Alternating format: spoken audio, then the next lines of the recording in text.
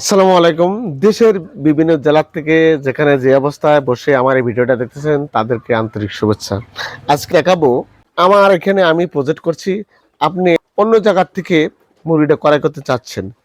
আমি ভ্যাকসিন করলাম কি না করলাম আপনি কি করে বুঝবেন যে ভ্যাকসিন করা আছে?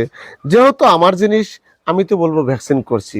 কিন্তু সঠিক কতটুক নিয়ম অনুযায়ী আমি একে দাঁড় করানো হয়েছে, কতদিন বয়স হয়েছে এই বিষয়গুলো আপনাকে জানতে হবে।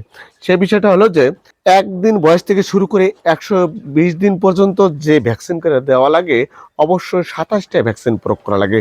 আপনি কি করে নিশ্চিত হলেন যে আমি ২৭ টা ভ্যাকসিন করছি কি না করছি?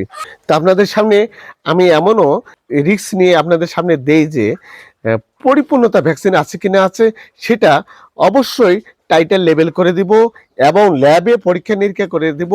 আপনার যদি বিশ্বাস না হয় আপনি নিজে এসে আমার প্রজেক্টে এসে আপনি মুরগি গাতে ল্যাবে টেস্ট করে আপনি নিতে পারেন। আপনারা অবশ্যই মুরগিটা নিতে গেলে আপনারা ভিজিট করে মুরগিটা নিবেন। আমি কথা না বাড়িয়ে এখানেই শেষ করছি। কোনো এক সময় আরেকটা ভিডিও নিয়ে আপনাদের সাথে আবারও চলে আসবো। খোদা হাফেজ।